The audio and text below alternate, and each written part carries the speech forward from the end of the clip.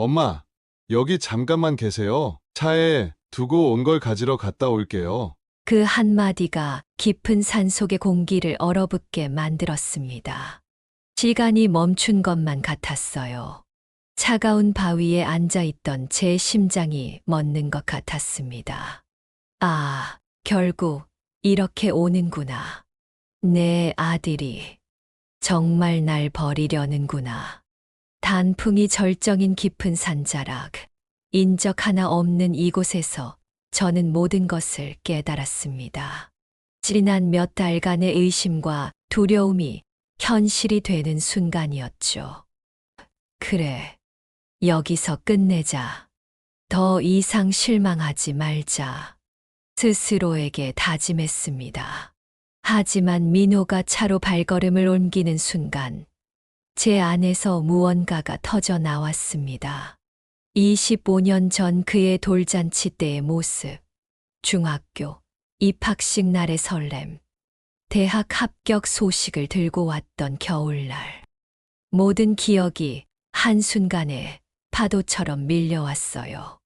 민호야, 엄마야, 가지 마. 엄마를 두고 가지 마. 널리는 다리로 겨우 일어나 비틀거리며 차를 향해 달렸습니다. 무릎은 아팠지만 그보다 더 아픈 건 가슴이었어요. 엄마를 버리지 마. 제발, 내가 뭘 그렇게 잘못했니? 소리치며 달렸지만 민호는 뒤도 돌아보지 않았습니다. 서윤도 그저 앞만 보고 있었죠. 그들이 탄 차는 점점 멀어져 갔고 마침내 커브길 너머로 완전히 사라졌습니다. 저는 그렇게 홀로 남겨진 채 한참을 울었습니다. 안녕하세요. 저는 올해 68이 된 박영숙입니다. 제가 이 이야기를 꺼내는 게 쉽지는 않습니다. 하지만 저처럼 자식들에게 상처받은 부모님들께 작은 위로가 되길 바라는 마음으로 또 비슷한 생각을 하는 자식들에게 경종을 울리고 싶은 마음으로 용기를 내보려 합니다. 남편이 젊은 나이에 아이들만 남긴 채 제 곁을 떠나고 아이들과 함께 살아가느라 하루하루 정신없이 보낸 날들이 엊그제 같은데 벌써 제가 환갑을 훌쩍 넘은 나이가 되어버렸네요. 남편이 떠난 그날의 기억이 아직도 선명합니다. 평소처럼 여보, 다녀올게 하며 웃던 얼굴이 마지막이 될 줄은 몰랐죠. 새벽 3시쯤이었을까요? 남편에게서 전화가 왔습니다. 영수가 머리가 너무 아파. 다급히 119를 불렀지만 응급실에 도착하기도 전에 남편은 눈을 감았습니다. 의사는 뇌출혈이었다고 했어요. 그날 이후 제 인생은 완전히 달라졌습니다. 장례를 치르고 나서야 현실을 직면하게 됐습니다. 통장 잔고는 바닥이었고 보험금으로는 겨우 장례 비용을 충당할 수 있었죠. 게다가 고등학교 2학년인 민호와 중학교 1학년인 민지의 학비도 걱정이었습니다. 다행히 제가 파트타임으로 일하던 분식집 사장님이 손을 내밀어 주셨어요. 영숙 씨, 이제부터 정직원으로 일해요. 시급은 더 올려줄 테니 아이들 잘 키워요. 그 말씀이 제게는 구원과도 같았습니다. 매일 새벽 4시 반이면 일어나 김밥 재료를 준비했습니다. 아침 장사가 끝나면 잠깐 집에 들러 아이들 등교를 챙기고 다시 가게로 달려가 저녁 9시까지 일했죠. 손님이 없는 틈틈이 민호의 교복을 수선하고 민지의 학교 알림장을 확인했습니다. 특히 아들 민호가 대견했어요. 어린 나이에도 자기가 이제 가장이라며 씩씩하게 행동했거든요. 아침에 일찍 일어나 동생을 깨워주고 학교 다녀와서는 동생 숙제도 봐주었죠. 엄마, 내가 있잖아요. 걱정하지 마세요. 라고 말하면서도 가끔 아빠 사진을 보며 훌쩍이는 모습을 보면 가슴이 미어졌습니다. 힘들었지만 포기할 수는 없었어요. 분식집에서 번 돈으로는 항상 빠듯했기에 주말이면 인근 마트 시식 코너에서 아르바이트도 했습니다. 손님들 앞에서 웃으며 음식을 권하는데 문득 민호가 학교 급식을 잘 먹고 있을지, 민지는 친구들과 어울려 다니고 있을지 걱정이 되곤 했죠. 그래도 우리 아이들은 씩씩하게 자라주었습니다. 민호는 장학금을 받으며 공부했고, 민지도 학교 성적이 늘 상위권이었어요. 가끔 아이들 교복이 낡아서 친구들의 시선이 걱정될 때면 엄마 괜찮아요. 공부만 잘하면 되죠. 라며 오히려 저를 위로하곤 했습니다. 남편이 떠난 지 5년쯤 지났을 때 드디어 작은 희망이 보이기 시작했어요. 분식집 장사가 잘 되어 월급이 조금 올랐고 주말 아르바이트로 모은 돈으로 낡은 빌라의 작은 방도 계약할 수 있었죠. 처음으로 우리 가족만의 공간이 생긴 날, 민호와 민지는 밤새 들떠서 잠을 이루지 못했습니다. 엄마, 이제 우리 집이 생겼다. 엄마, 내가 크면 더 큰 집으로 이사 갈 거예요. 아이들의 해맑은 웃음소리를 들으며 생각했습니다. 여보, 당신이 없어도 우리 잘 살고 있어요. 아이들이 이렇게 씩씩하게 자라고 있으니까요. 그렇게 우리 가족은 조금씩 상처를 이겨내며 앞으로 나아갔습니다. 민호가 대기업 취업 소식을 들고 온 날을 잊을 수 없습니다. 분식집에서 일하느라 새카맣게 탄 제 손을 꼭 잡더니 엄마, 이제 제가 효도할게요. 더 이상 가게 일 하지 마세요. 라고 했어요. 그 순간 눈물이 왈칵 쏟아졌습니다. 엄마가 왜 우세요? 기쁜 일인데. 기쁘니까 우는 거지. 내가 이렇게 잘 자라서. 첫 월급날 민호는 백화점 상품권을 들고 왔어요. 엄마, 정장 한 벌 사세요. 제가 모시고 갈 데가 많을 거예요. 하지만 저는 그 상품권으로 민호 양복을 사줬죠. 저 출근할 때 입고 갔던 양복이 너무 낡아 보였거든요. 회사에 다니면서도 민호는 변함없이 효자였습니다. 주말이면 꼭 집에 와서 제가 끓여주는 된장찌개를 먹었고, 명절에는 앞장서서 제사 준비를 도왔어요. 엄마가 고생하는 거 이제 그만 보고 싶어요. 조금만 더 기다리세요. 그러던 어느 날, 민호가 서윤이를 데리고 왔습니다. 회사 동료라고 했죠. 첫인상부터 왠지 마음에 걸렸어요. 제가 며칠 동안 정성껏 담근 김치를 내놓았더니 요새는 김치도 다 배달시켜 먹어요. 어머니도 힘드시면 그러세요. 라고 하더군요. 서윤을 만난 뒤로 민호가 조금씩 달라지기 시작했습니다. 주말마다 하던 집 방문이 뜸해졌고 제사 때도 회사에 중요한 일이 있어서 라며 늦게 오곤 했죠. 한 번은 제 생일에도 문자 한 통으로 대신했어요.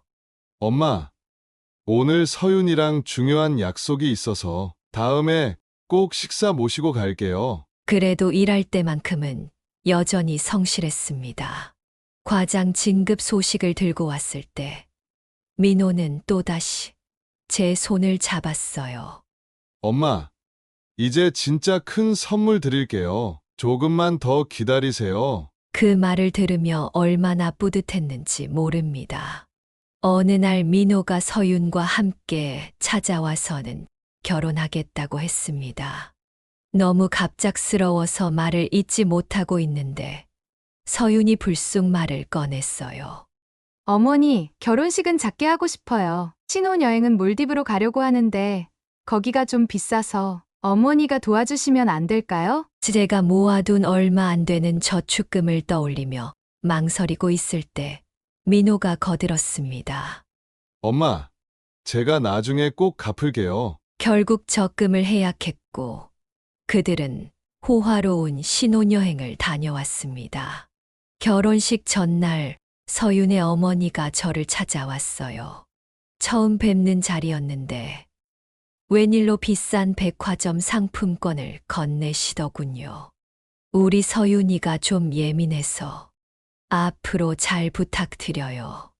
그때는 그 말씀이 무슨 의미인지 몰랐습니다. 결혼식 날 서윤은 제가 입은 한복을 보더니 얼굴을 찌푸렸어요.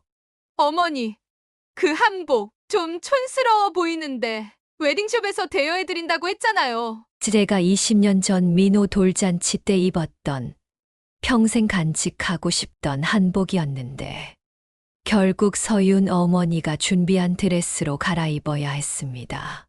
신혼집으로 이사한 뒤 민호가 제안을 했어요. 제가 사는 빌라를 팔아서 신혼집 대출금을 갚고 대신 셋이 함께 살자고요. 서윤도 달라진 모습으로 저를 설득했습니다. 어머니, 혼자 사시기 불안하시잖아요. 저희가 모실게요. 빌라 파시면 대출금 갚고도 돈이 남을 텐데 그걸로 편하게 사세요. 평생 살아온 집을 떠나기는 싫었지만 민호의 간절한 부탁을 거절할 수 없었습니다. 게다가 막내딸 민지도 엄마, 오빠가 잘 모실 거예요. 저도 마음이 놓여요. 라고 하더군요. 계약서에 도장을 찍은 날 서윤의 입가에 스친 미소를 보면서도 저는 괜찮다고 생각했습니다. 내 아들이 이제 분가하는 게 아니라 함께 산다고 하니 얼마나 다행인가. 하지만 그때는 몰랐죠. 그 선택이 제 인생의 가장 큰 실수가 될 거라는 걸. 민호의 신혼집으로 이사하던 날, 서윤은 제 오래된 가구들을 모두 처분해버렸습니다.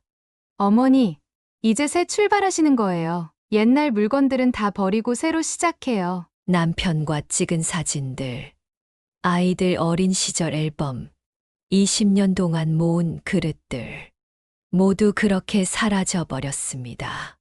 신혼집으로 이사한 첫 달은 그럭저럭 평화로웠습니다. 서윤은 아침마다 어머니, 오늘도 좋은 하루 보내세요. 라며 인사를 했고, 민호는 출근길에 꼭 제 방을 들러 안부를 물었죠. 새 아파트는 제가 살던 빌라와는 비교도 안 되게 좋았습니다. 베란다에서 바라보는 아침 풍경이 얼마나 근사했던지. 하지만 그 평화는 오래 가지 않았습니다. 어느 날부터인가 서윤은 아침밥을 차리지 않기 시작했어요. 저희는 회사 근처 카페에서 먹고 갈 거예요. 어머니는 알아서 드세요. 냉장고에는 남은 음식이나 반찬 하나 없이 텅 비어 있었죠. 점심때가 되면 허기가 져서 부엌에 나가보지만 인덕션 사용법을 몰라 라면 하나 끓이기도 힘들었어요. 한 번은 서윤에게 인덕션 사용법을 물어봤더니 어머니, 유튜브에 다 나와 있잖아요. 찾아보세요. 라고 하더군요. 저녁이면 민호와 서윤이 퇴근해 오지만 둘은 피곤하다며 방에서 배달음식을 시켜 먹었습니다. 제가 같이 먹자고 하면 서윤은 어머니, 저희는 매운 걸 좋아하는데 어머니 위장엔 안 좋을 것 같아요. 라며 거절했죠. 주말이면 더 외로웠습니다. 젊은 부부는 늦잠을 자고 일어나 데이트를 간다며 나가버렸고, 저는 하루 종일 넓은 집에 혼자 남아 TV만 보며 시간을 보냈어요. 한 번은 민호에게 주말에 시장 좀 같이 가자고 했더니 서윤이 끼어들었습니다. 어머니, 저희는 온라인으로 장보기예요. 시장은 비위생적이잖아요. 점점 더 눈치를 보며 살게 됐습니다. 화장실을 가도 부엌에 나가도 거실에 앉아 있어도 불편한 기색이, 역력한 서윤의 표정이 날 따라다녔어요. 특히 서윤의 친구들이 놀러 올 때면 저는 방에서 나오지도 못했습니다. 어머님이 같이 사신다고요? 어머, 불편하시겠어요. 우리 엄마는 절대 같이 안 살 거라는데.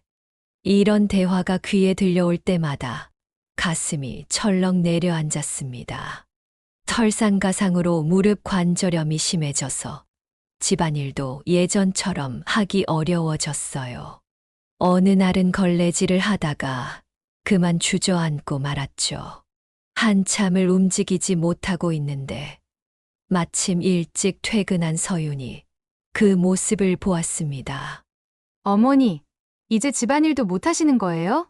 그럼 어떡하죠? 그날 저녁 서윤과 민호가 주고받은 이야기를 우연히 듣게 됐습니다. 여보, 이제 어머님 혼자 두기도 걱정되고 요양원은 어떨까요? 하지만 엄마가 당신도 봤잖아요. 점점 거동도 불편해지시는데 전문가의 케어가 필요하지 않을까요? 그 순간 온몸에 한기가 돌았습니다. 내가 이제 짐이 되어버린 걸까? 그날 밤 이불을 뒤집어 쓰고 한참을 울었어요. 문득 옛날 생각이 났습니다. 분식집에서 하루 종일 일하고 들어와도 민호는 항상 엄마 고생했어요. 라며 안아주곤 했는데 그러다 문득 떠올랐어요. 얼마 전 TV에서 본 뉴스가 치매 걸린 노인을 산에 버린 자식들 이야기였죠. 그때는 남의 일이라 생각했는데 이제는 그 뉴스가 제 가슴을 옥죄어 왔습니다. 내가 정말 치매에 걸리면 어쩌지? 그날 이후로 저는 조금씩 실수하는 척을 하기 시작했습니다. 처음에는 작은 것부터 시작했습니다. 아침에 일어나 커피를 타면서 설탕을 3번씩 넣는다거나 같은 질문을 2~3번 반복하는 정도였죠. 서유는 처음엔 짜증만 내더니 점점 의심의 눈초리를 보내기 시작했어요. 여보, 어머님이 이상해지신 것 같아요. 아까는 내 이름을 수진이라고 부르시더니 방금은 커피에 설탕을 3번이나 넣으셨어요. 어느 날은 일부러 냉장고 문을 열어둔 채 한참을 멍하니 서 있었죠. 서윤이 어머니 뭐 하시는 거예요? 라고 물었을 때 저는 천천히 고개를 돌리며 대답했습니다. 아, 나 뭐 하고 있었더라. 그날 밤 민호와 서윤이 주고받는 이야기가 들렸어요. 여보, 어머님 진짜 치매 아닐까요? 요즘 너무 이상해요. 그럴 리가. 엄마가 아직 68밖에 안 되셨는데. 나이가 중요한 게 아니라 어제는 가스레인지를 켜놓고 나가셨다고요. 사실 가스레인지를 켜놓고 나간 적은 없었어요. 서윤의 거짓말이었죠. 하지만 제 마음은 이상하게 편했습니다. 그래, 내가 거짓말을 해. 난 내 거짓말이 어디까지 가는지 지켜볼 거야. 다음 날부터는 연기의 수위를 조금 높였어요. 현관문 비밀번호를 완전히 잊은 척하며 1시간 넘게 밖에서 서성였습니다. 결국 퇴근하던 이웃 주민이 경비실에 신고했고 한참 뒤에야 민호가 달려왔죠. 엄마, 왜 전화를 안 하신 거예요? 민호야, 너 누구니? 그 순간 민호의 얼굴이 창백해졌어요. 서유는 한숨을 크게 쉬더니 민호의 팔을 잡아 끌었습니다. 여보, 이제 정말 병원에 모셔야 할 것 같아요. 병원에서는 아무 이상도 발견하지 못했습니다. 하지만 서유는 의사에게 계속해서 제 이상 행동들을 늘어놓았어요. 제가 지어내지 않은 이야기들도 많았죠. 양말을 냉장고에 넣어둔다든가 한밤중에 배회한다든가 하는. 글쎄요, 아직은 특별한 증상이 보이지 않는데요. 선생님, 어르신들이 병원에서는 멀쩡한 척 하시는 경우도 많다면서요? 의사의 말을 무시하고 서유는 요양병원 팸플릿을 모으기 시작했습니다. 식탁에 일부러 보이게 놓아두곤 했죠. 그걸 볼 때마다 제 심장이 쿵쾅거렸지만 이상하게도 두렵지는 않았어요. 어느 날은 일부러 민호의 사진을 보며 울었습니다. 우리 명호, 아니 민수. 아, 이름이 뭐였더라? 내 아들인데. 그러자 서윤이 민호를 급하게 불렀어요. 여보, 어머님이 당신을 못 알아보세요.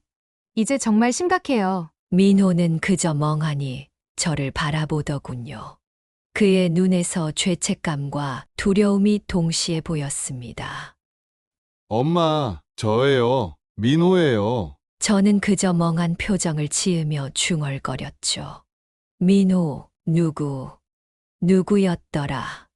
그날 밤 두 사람의 대화가 다시 들려왔습니다. 여보, 이제 어떡해요? 우리가 책임질 수 있는 상황이 아니잖아요. 그래도 엄마인데. 당신도 봤잖아요. 이제는 아들도 못 알아보신다고요. 요양원이라도 알아보는 게. 비용이 만만치 않을 텐데. 그래서 제가 생각해둔 곳이 있어요. 양평 쪽에 조용한 데가 있더라고요. 그 말을 들으며 저는 이불 속에서 슬며시 웃었습니다. 그래, 너희들의 속마음을 다 봤어. 이제 어떻게 나올 건지 끝까지 지켜보자. 하지만 그들이 계획한 것이 단순히 요양원이 아니었다는 걸. 그때는 정말 몰랐습니다. 단풍이 절정을 이루던 10월의 어느 날이었습니다. 아침부터 서윤의 태도가 유난히 다정했어요. 어머니, 오늘 날씨가 너무 좋죠? 우리 단풍 구경 가요. 제가 도시락도 준비했어요. 평소와 달리 밝은 미소로 말하는 서윤이 왠지 불안했습니다. 하지만 며칠째 계속된 치매 연기 때문인지 저를 대하는 태도가 달라진 건가 싶어 마음이 흔들렸죠. 민호도 오랜만에 휴가를 냈다며 운전대를 잡았습니다. 차 안에서 서윤은 계속 말을 걸었어요. 어머니, 양평이 이맘때가 제일 예쁘대요. 어머니 젊으실 때도 가보셨어요? 응, 그랬던가. 기억이 잘 안 나네. 일부러 헛소리를 하며 대답했더니 민호와 서윤이 눈빛을 주고받는 게 백미러에 비쳤습니다. 2시간쯤 달렸을까요? 차는 깊은 산속으로 들어갔습니다. 처음에는 등산객들이 몇 명 보였는데 차가 굽이진 산길을 따라 올라갈수록 인적이 드물어졌어요. 여보, 여기 주차하면 될까요? 서윤의 말에 민호가 차를 세웠습니다. 주변엔 아무도 없었어요. 단풍은 고운데 왜 이리 가슴이 서늘해지는지. 어머니, 저희가 도시락 가지고 올 테니까 저기 바위에 잠깐 앉아 계세요. 서윤은 등살로 옆 바위를 가리켰습니다. 제가 바위에 앉자 민호가 다가왔어요. 엄마, 여기 잠깐만 계세요. 차에 중요한 걸 두고 왔어요. 그 순간 모든 것이 명확해졌습니다. 차가운 바위에 앉아 있는데 갑자기 지난 세월이 파노라마처럼 스쳐 지나갔어요. 남편과의 행복했던 시절, 어린 아이들을 집에 두고 분식집에서 일하던 날들, 민호가 대학에 합격하고 펑펑 울며 기뻐하던 순간. 아, 이제 끝이구나. 민호와 서윤이 차로 돌아가는 모습을 보며 이상하게 마음이 평온해졌습니다. 이제 연기할 필요도 없었죠. 재훈아, 아니, 민호야. 제가 또렷한 목소리로 부르자 민호가 흠칫 놀라 돌아봤어요. 엄마, 이제 다 알아. 너희가 날 여기 두고 가려는 거지. 민호의 얼굴이 하얗게 변했습니다. 서윤은 황급히 차 문을 열었고요. 어머니, 무슨 말씀을? 거짓말하지 마. 난 치매 환자도 아니고 너희의 계획도 다 알아. 그동안 연기했어. 잠시 숨막히는 침묵이 흘렀습니다. 단풍잎이 바스락거리며 떨어지는 소리만이 들려왔어요. 다만, 내가 궁금한 게 하나 있어. 내가 정말 이럴 수 있니? 내가 그렇게 너를 키웠던가? 민호의 눈에서 눈물이 흘렀습니다. 하지만 서윤이 그의 팔을 강하게 잡아당겼어요. 여보, 어서 가요. 늦었어요. 차 문이 닫히는 소리가 산속에 메아리 쳤습니다. 엔진 소리가 점점 멀어져 갔어요. 저는 그저 멍하니 앉아 하늘을 올려다봤습니다. 여보, 우리 아들을 어떻게 키운 걸까요? 단풍잎들이 저를 덮으며 천천히 내려앉았습니다. 이제 저에겐 두 가지 선택밖에 없었어요. 이대로 죽거나 살아남아 복수하거나. 그때 멀리서 등산객들의 말소리가 들렸습니다. 단풍잎 사이로 해가 기울기 시작했습니다. 산속은 순식간에 어두워졌고 바람은 점점 더 차가워졌어요. 등산객들의 말소리도 멀어진 지 오래였죠. 주머니 속 휴대폰을 꺼내보니 배터리가 5% 남아 있었습니다. 서둘러 119에 전화를 걸었지만 수신 상태가 좋지 않았어요. 여보세요. 제가 지금 그 순간 휴대폰이 꺼져버렸습니다. 이렇게 죽을 순 없어. 허리가 아팠지만 가만히 있다가는 죽을 것 같아 천천히 일어났습니다. 한 발 한 발 내디딜 때마다 무릎이 떨렸지만 그래도 포기할 순 없었어요. 멀리서 불빛이 보였어요. 캠핑장이었나 봅니다. 살아야 해. 꼭 살아서. 그렇게 1시간쯤 걸었을까요? 캠핑장 입구에 다다랐을 때는 이미 해가 완전히 저문 뒤였습니다. 텐트 앞에서 바비큐를 하던 가족이 저를 발견했어요. 할머니, 괜찮으세요? 쓰러지듯 주저앉는 저를 부부가 부축했습니다. 남편이 보조 배터리를 빌려줬고 저는 휴대폰을 켜며 떨리는 목소리로 말했어요. 제 아들이 절 경찰에 신고해 주시면 안 될까요? 캠핑장 부부는 곧바로 경찰에 신고했고 30분 후에 순찰차가 도착했습니다. 경찰서에서 진술을 하는 동안 계속 눈물이 났습니다. 진술이 끝나갈 무렵 경찰이 민호의 번호로 전화를 걸었어요. 박민호 씨 되시나요? 어머님이 지금 양평경찰서에 계십니다. 잠시 후 민호의 목소리가 수화기 너머로 들렸습니다. 네?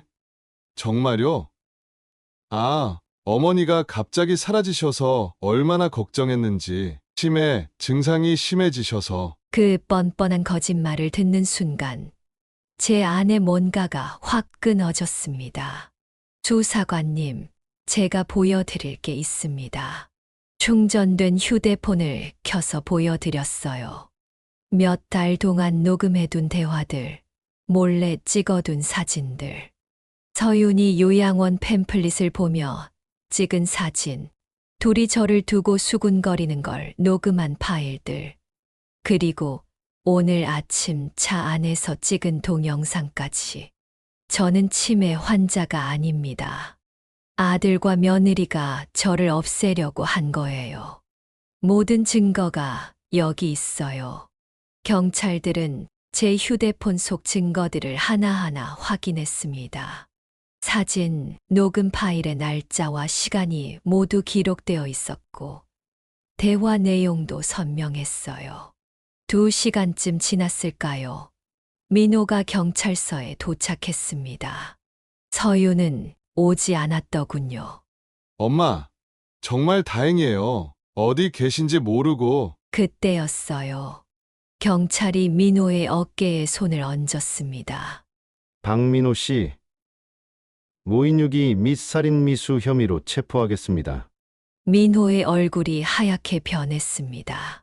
수갑을 차는 소리가 찰칵 울릴 때 저는 고개를 돌렸어요. 더는 눈물이 나지 않았습니다. 민호야, 엄마, 저, 내가 정말 날 죽이고 싶었니? 아니에요.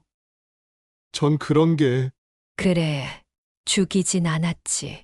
그저 산속에 버리고 누군가 발견해 주길 바랐던 거지. 그게 너에겐 차라리 마음이 편했을 테니까. 민호가 흐느끼며 무릎을 꿇었습니다. 엄마, 제발, 용서해 주세요. 제가 미쳤었나 봐요. 하지만 저는 이미 돌아섰습니다. 이제 제가 할 일은 남았으니까요. 딸 민지에게 전화해야 했고, 앞으로의 삶을 다시 계획해야 했습니다. 경찰서를 나서는 길, 밤하늘의 별이 유난히 밝았습니다. 여보, 이제 제가 다시 시작하려고요. 지켜봐 주세요. 경찰서를 나와 처음으로 건 전화는 민지에게였습니다. 한밤중이었지만 딸은 단 한 번의 신호음 만에 전화를 받았어요. 엄마, 무슨 일이에요? 이 시간에. 민지야. 목이 메어 말을 잇지 못했습니다. 엄마, 왜 그러세요? 어디세요? 양평경찰서야. 경찰서요? 잠시만요. 지금 당장 갈게요. 전화가 끊기고 2시간쯤 지났을까요? 민지가 헐레벌떡 뛰어왔습니다. 남편은 주차장에서 아이들을 재우고 있다고 하더군요. 엄마, 어머. 엄마 옷이 왜 이렇게. 민지가 제 옷차림을 보더니 얼굴이 하얗게 변했습니다. 미쳤나 봐. 오빠가 엄마를. 제가 고개를 끄덕이자 민지의 눈에서 눈물이 쏟아졌어요. 그리고는 곧바로 분노로 변했습니다. 미쳤나 봐. 오빠가 정말 미쳤어. 휴대폰 속 증거들을 보여주자 민지는 의자에 털썩 주저앉았습니다. 녹음 파일을 들으며 민지의 얼굴이 점점 일그러졌어요. 이게 말이 돼요? 서윤 언니가 먼저 제안했다고요? 그걸 오빠가 동의를. 엄마, 전 오빠를 절대 용서 못해요. 민지는 그 자리에서 변호사에게 전화를 걸었습니다. 자신의 친구가 전문 변호사라며 꼭 엄마 편에서 싸워주겠다고 했어요. 엄마, 이제 우리 집으로 가요. 절대 거기로 돌아가면 안 돼요. 그날 밤 민지의 작은 아파트로 향했습니다. 현관문을 열자 민지의 아이들이 자고 있었어요. 소파에 누운 아이들을 보며 민지가 말했습니다. 죄송해요. 엄마, 방이 좁아서. 괜찮아. 이게 얼마나 좋니? 민지는 아이들을 재우고 돌아와 한참을 저를 안고 울었습니다. 그러더니 갑자기 벌떡 일어나 전화기를 들었어요. 여보세요? 서윤 언니. 언니, 아니, 이제 언니라고 부르고 싶지도 않네요. 당신이 우리 엄마를. 뭐요? 치매라고요? 증거 다 있어요. 다 경찰에 제출했으니까 변명할 생각하지 마세요. 그리고 우리 오빠, 아니, 당신 남편 면회 가지 마세요. 당신이 얼굴 보이면 가만히 안 있을 거예요. 전화를 끄는 민지의 눈가가 붉게 충혈되어 있었어요. 엄마, 내일은 변호사 만나러 가요. 그리고 신혼집에 가서 엄마 물건도 가져와야 해요. 제가 다 할게요. 다음 날 아침 민지는 남편에게 아이들을 부탁하고 절 변호사 사무실로 데려갔습니다. 변호사는 제가 가져온 증거들을 보더니 승산이 충분하다고 했어요. 어머님, 녹음 파일이나 사진만으로도 충분한 증거가 됩니다. 게다가 블랙박스 영상까지 있으니 이건 100% 승소예요. 오후에는 민지와 함께 신혼집으로 향했습니다. 서유는 집에 없었어요. 제 방에 들어서자 민지가 주먹을 불끈 쥐었습니다. 엄마 옷장이 이렇게 작아요? 침대는 또 왜 이렇게 낡은 거예요? 이게 다 계획적이었나 봐요. 처음부터. 그날 저녁 민지의 집으로 돌아와 식탁에 앉았을 때였어요. 민지가 조용히 말했습니다. 엄마, 이제 우리 집에서 사세요. 방은 좁지만 저희가 엄마 잘 모실게요. 저는 고개를 들어 민지를 바라봤어요. 어느새 이렇게 의젓해진 딸을 보니 눈물이 났습니다. 엄마가 미안해. 내 오빠를 잘못 키워서. 엄마, 그런 말씀 마세요. 엄마는 잘못이 없어요. 오빠가 잘못된 선택을 한 거예요. 창밖으로 달빛이 스며들었습니다.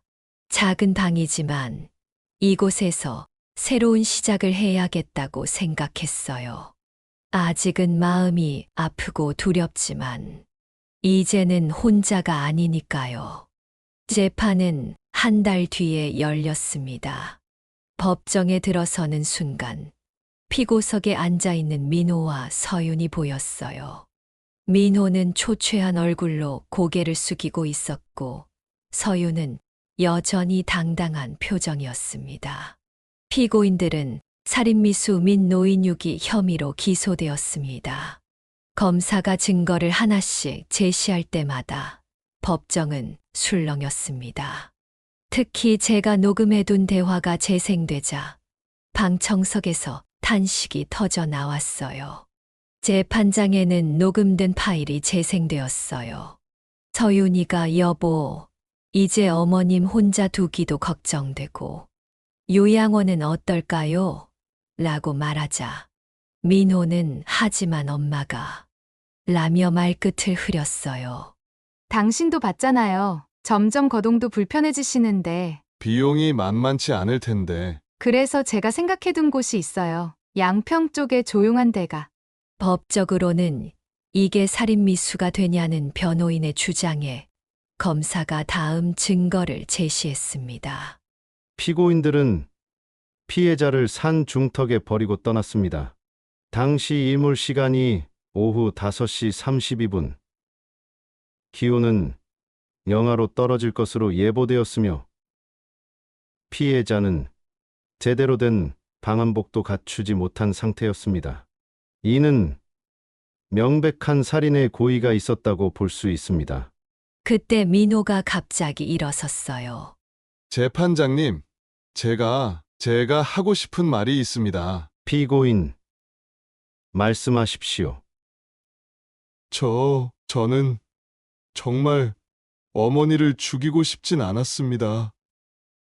그저 요양원에서 누군가 발견해 주길 바랐어요. 하지만 이건 핑계일 뿐이라는 걸 알게 됐습니다. 제가 너무 나쁜 짓을 했습니다. 서윤이 옆에서 민호의 팔을 잡아당겼지만 민호는 계속 말을 이어갔습니다. 어머니, 정말 죄송합니다. 제가 왜 그랬는지 저도 이해할 수 없습니다. 그동안 저를 키우느라 고생하신 어머니를 제가 어떻게... 민호가 울음을 터뜨렸지만 저는 더 이상 마음이 움직이지 않았습니다. 너무 많이 상처받았고 너무 큰 배신을 겪었으니까요. 재판장이 최후 변론을 요청했을 때 저는 천천히 일어났습니다.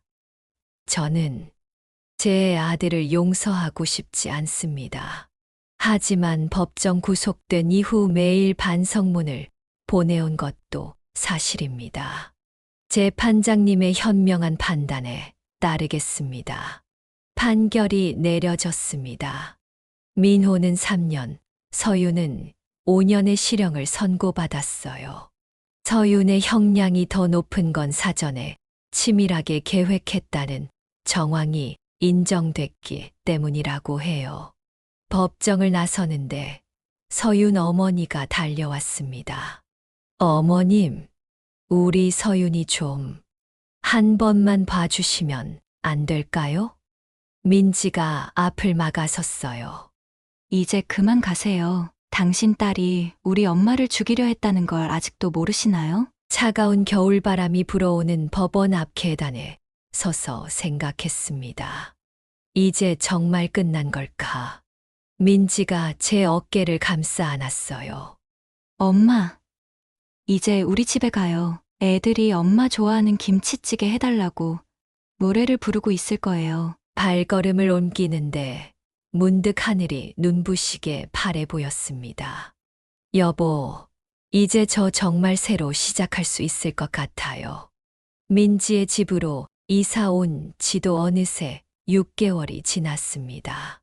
처음엔 작은 공간이 불편하진 않을까 걱정했는데 오히려 더 따뜻하게 느껴져요. 아침마다 들리는 손주들의 제잘거림이 제게는 최고의 선물이 되었습니다. 할머니, 오늘은 무슨 반찬 만들어요? 할머니, 저 오늘 수학 시험 100점 받았어요. 엄마, 오늘은 어디 아프신 데 없으세요? 저녁에 일찍 들어올 테니까 같이 시장 가요. 며칠 전에는 교도소에서 민호의 편지가 왔어요. 6번째 편지였습니다. 엄마, 못난 아들 때문에 마음 고생이 많으시죠. 지금도 매일 밤 제가 왜 그랬는지 생각합니다. 서윤이의 말에 휘둘려 이성을 잃었던 것 같아요. 용서해달라는 말씀도 죄송스러워서 못하겠습니다. 편지를 읽다가 민지가 들어왔어요. 엄마, 그거 잊지 마세요. 속상하실 것 같아서 제가 다 모아두려고 했는데. 괜찮아. 이제는 마음이 덜 아파. 정말이었어요. 처음에는 편지를 볼 때마다 가슴이 찢어질 것 같았는데, 이제는 그저 먼 이야기처럼 느껴졌습니다. 지난 주말에는 민지 가족들과 등산을 갔어요. 양평으로 가는 길을 피해서 북한산으로 향했죠. 예전에는 산만 봐도 가슴이 떨렸는데, 이제는 괜찮아졌습니다. 정상에 올라 도시락을 먹으며 민지가 물었어요. 엄마, 이제 기분이 좀 나아지셨어요? 그래, 내가 있어서 다행이야. 민지는 제 손을 꼭 잡았습니다. 엄마, 전 늘 궁금했어요. 그때 왜 치매 연기를 하셨는지. 잠시 생각에 잠겼다가 대답했습니다. 그게 처음에는 서윤이의 마음을 시험해보고 싶었어. 그런데 점점 더 심각한 상황이 되어가는 걸 보면서 증거가 필요하다는 생각이 들더라. 휴대폰으로 녹음하고 사진 찍고 처음엔 두려웠는데 나중엔 오히려 마음이 차분해졌어. 엄마, 그런 생각을 하시느라 얼마나 힘드셨어요. 산 아래를 내려다보며 깊은 숨을 들이쉬었습니다. 이제는 그 모든 게 지나갔어. 내가 있어서, 우리 손주들이 있어서 다시 시작할 수 있었어. 집으로 돌아오는 길, 민지의 남편인 김서방이 말했습니다. 어머님, 저희 집이 좁아서 불편하시죠? 이번에 회사에서 승진했는데 좀 더 넓은 집으로 이사 갈까 해요. 아니야. 이대로가 좋아. 이렇게 따뜻한 게 좋아. 그날 밤 일기를 썼습니다. 여보, 오늘은 북한산에 다녀왔어요. 하늘이 정말 맑더라고요. 우리 민지가 잘 자라서 다행이에요. 그 애 덕분에 제가 다시 살 수 있었어요. 민호는 아직도 가끔 생각나요. 하지만 이제는 덜 아파요. 그동안 제가 받은 상처를 치유하는데 시간이 좀 걸리겠지만 이제는 희망이 보여요. 창문을 열자 따뜻한 봄바람이 불어왔습니다. 마당에 핀 개나리가 노란빛으로 흔들리고 있었어요. 문득 옛날 생각이 났습니다.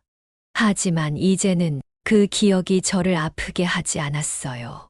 이제 저는 새로운 봄을 맞이할 준비가 되었나 봅니다. 2년이 지난 어느 날, 민호 아내 서윤이 먼저 가석방되었다는 소식을 들었습니다. 얼마 후 민호의 변호사가 찾아왔어요. 어머님, 니노 씨가 곧 가석방 심사를 받게 됩니다. 그동안의 모범 수용과 깊은 반성을 고려해 주신다면 민지가 화를 냈습니다. 무슨 반성이요? 우리 엄마를 민지야, 제가 말을 끊었어요. 변호사님 말씀 좀 더 들어보자. 변호사는 민호가 교도소에서 보낸 반성문들과 봉사활동 기록을 보여주었습니다. 노인복지센터에서 매주 봉사를 했고, 다른 재소자들에게 효도의 중요성을 강의했다고 해요. 어머님께 면회를 신청하고 싶다고 합니다. 마지막으로 한 번만 며칠을 고민했습니다. 밤마다 잠을 설치며 생각했어요. 문득 양평의 그 산이 떠올랐습니다. 그날의 공포와 절망, 하지만 그보다 더 컸던 배신감. 하지만 이상하게도 예전처럼 가슴이 아프지는 않았어요. 면회를 가봐야겠어. 엄마, 안 돼요. 제가 모시고 살면서 봤잖아요. 그동안 얼마나. 괜찮아. 이제는 정말 괜찮아. 교도소 면회실에서 민호를 만났습니다. 머리가 하얗게 새어 있더군요. 엄마, 많이 달라졌구나. 죄송합니다. 정말 죄송합니다. 한참을 침묵이 이어졌습니다. 민호야, 네, 넌 아직도 내가 치매에 걸렸다고 생각했던 거니? 아니요. 그땐 제가 스스로를 속이고 싶었던 것 같아요. 서윤이 말만 듣고 그래, 내 잘못만은 아닐 거야. 민호가 놀란 듯 고개를 들었습니다. 엄마가 널 완전히 용서했다는 건 아니야. 그건 평생 불가능할지도 몰라. 하지만 이제는 내가 미워서가 아니라 그저 내 마음을 지키고 싶어서야. 엄마, 출소하면 어떻게 할 거니? 서윤이와는 이혼하기로 했어요. 그동안 많이 생각했어요. 제가 얼마나 어리석었는지. 자리에서 일어나며 말했습니다. 앞으로 잘 살아라. 내 인생이니까. 하지만 당분간은 만나지 말자. 돌아서는데 민호가 불렀습니다. 엄마, 민지는 잘 있나요? 그래. 내 동생은 잘 지내. 좋은 딸이야. 집으로 돌아오는 길, 봄비가 내리기 시작했습니다. 차창 밖으로 보이는 풍경이 마치 수채화처럼 번져 보였어요. 민지의 현관문을 열자 손주들이 달려왔습니다. 할머니, 오늘은 무슨 간식 만들어 주실 거예요? 할머니가 비 맞았네. 수건 가져다 드릴게요. 아이들의 제잘거림을 들으며 생각했습니다. 그래, 이제 정말 새로운 봄이 왔구나. 그날 밤 마지막으로 일기를 썼습니다. 여보, 오늘 민호를 만나고 왔어요. 많이 달라져 있더군요. 이제 저는 더 이상 과거에 매여 있지 않으려고 해요. 미움도 원망도 내려놓으려고요. 물론 쉽지는 않겠지만, 그래도 이제는 제가 선택할 수 있어요. 제 삶의 주인으로 살 수 있어요. 민지와 아이들이 제게 새로운 봄을 선물해 줬으니까요. 이제 저는 정말 행복해질 준비가 됐어요.